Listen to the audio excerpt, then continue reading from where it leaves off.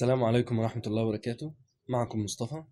دلوقتي في الفيديو ده جبنا العصافير من صديقي.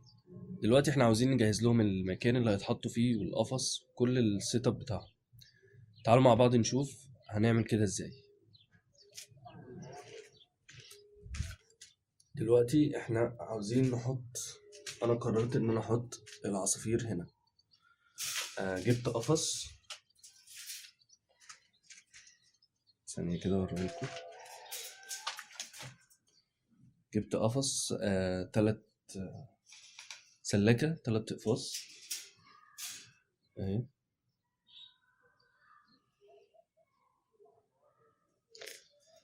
ودلوقتي انا قررت ان انا هحطها هنا. طيب دلوقتي احنا لما نيجي نختار المكان، ايه الحاجات اللي انا محتاجها عشان اختار المكان؟ اولا لازم يكون الشمس بتعدي على المكان، يعني انا هحطهم هنا، الشمس بتيجي هنا لمدة مثلا ساعة او ساعتين في اليوم. تاني حاجة ما يكونش فيه تيار هوا شديد. طيب لو في تيار هوا شديد انا هضطر ان انا اغطي السلاكة بمشمع عشان امنع تيار الهواء. وطبعا هسيب لهم جنب ما يكونش مقابل او مواجه للهواء، هسيبه مفتوح. احنا دلوقتي في الشتاء، باذن الله لما الصيف يجي هقوم شايل المشمع اللي انا كنت حاطه.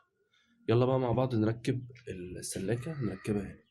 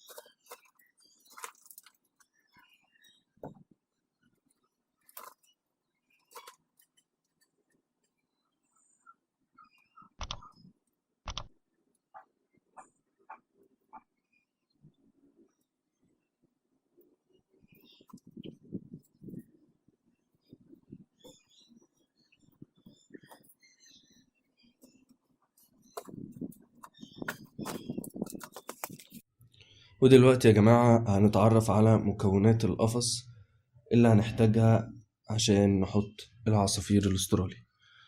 طيب اول حاجه اكيد لازم يكون عندنا القفص، ولازم يكون عندنا العصايه اللي هيقفوا عليها او المكسم. ولازم يكون يا جماعه ثابت جدا، يعني لازم اجي احركه كده الاقيه ثابت ما بيتحركش خالص من مكانه، لان لما بيتحرك ما بيساعدش العصافير على انها تتكاثر وتتم عملية التزاوج. ده حامل السيبيا شيء اساسي مهم جدا زي الاكل. بيديهم الكالسيوم، مصدر للكالسيوم. ده الحامل بتاعه اللي هنحط فيه السيبيا وهنعلقه. هنوريكم كل حاجة دلوقتي قدامكم. طبعا مسقة او سقاية اشربوا منها، ودي الأكالة بتاعتهم، ودي البياضة. البياضة حاول انك تجيب حاجة يكون ليها باب من فوق وباب من قدام، ويكون ليها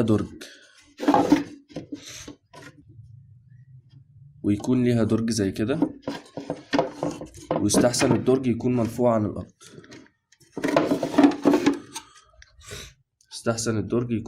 الأرض. زي كده عشان لو انت حبيت تضيف اي مبيد حشري يحمي الفروخ بتاعتك. وبرضو من الحاجات المهمة جدا البياضة لازم يكون ليها باب من فوق، ده هيساعدك كتير جدا.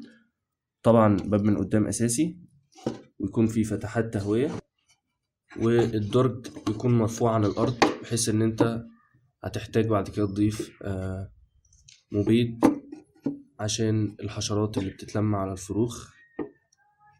ده كده البياضة المثالية.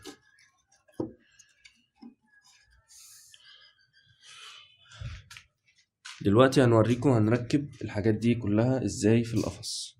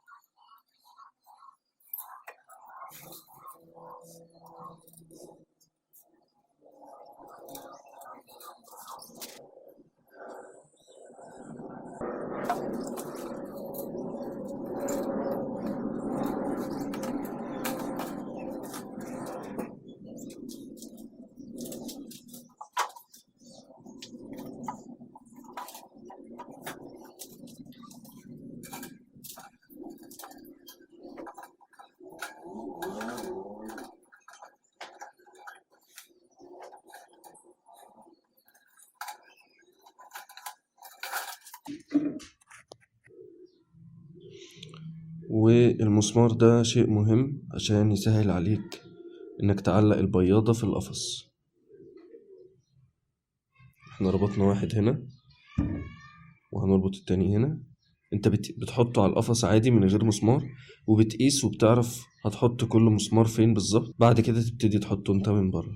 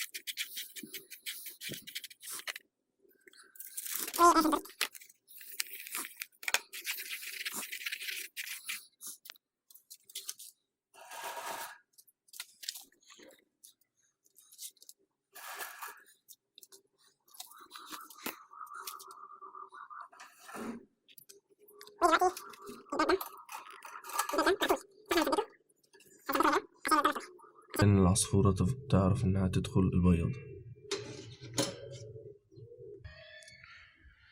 ودلوقتي ما عادش فاضل غير العصفور كده. الحمد لله كل حاجة جاهزة. العصاية، الأكالة، المسقة، السيبيا، والبياضة.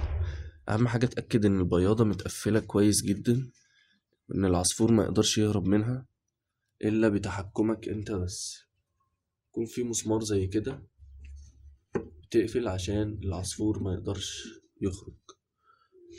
وتأكد إن الحتت دي تكون ضيقة بحيث إن العصفور ما يعرفش يهرب منها، كذلك اللي ورا. بالذات لو انت بتربي اوت دور زي كده، فالعصفور لو عرف يخرج هيطير بالسلامة. ودلوقتي زي ما انتوا شايفين دول النتايتين. النتاية اللي على الشمال دي فالو، والنتاية اللي على اليمين دي تركيبات. كلهم ناس بالغة. زي ما انتوا شايفين الكير بتاعهم لونه بني. فهقول لكم ليه انا حطيتهم مع بعض، حابسهم مع بعض وعازلهم عن الذكور بتاعتهم. ده لان انا بحب دايما لما اكون جايب عصافير جديده، لما يكون الذكور مش عارفه الاناث، اكون جايب ده من حته وده من حته. فدايما بحب ادي لكل ذكر القفص بتاعه. زي ما انتم شايفين ده شاب ذكر، هو صغير شويه في السن، هيتاخر شويه عقبال ما يبلغ، بس مش مشكله. فانا مديله القفص اللي فوق ده لوحده. وده الذكر التاني اللي جبته، ذكر شوشة كرك. ده ذكر بالغ، حتى الكير بتاعه لونه ازرق. برضو مديله القفص لوحده. فليه بقى العملية دي؟ لأن دايما لما الذكر بياخد القفص ويحفظه ويعتبره بيته بعد كده، لما بتيجي تحط له بقى الأنثى بتاعته بتبقى عملية التزاوج أكثر سهولة، إنه بيبقى مسيطر على المكان بتاعه. فأنا بحب يعني أعمل الحركة دي، وبإذن الله هنشوف إيه اللي هيحصل في الفيديو جاي. أول ما نحط النوتي على الذكور هعزلهم لمدة تقريبا 10 أيام يعني. فيا رب يكون الفيديو عجبكم، متنساش تعمل لايك وشير. وفي نهاية الحلقة، سبحانك اللهم وبحمدك، أشهد أن لا إله إلا أنت، أستغفرك وأتوب إليك. والسلام عليكم ورحمة الله وبركاته.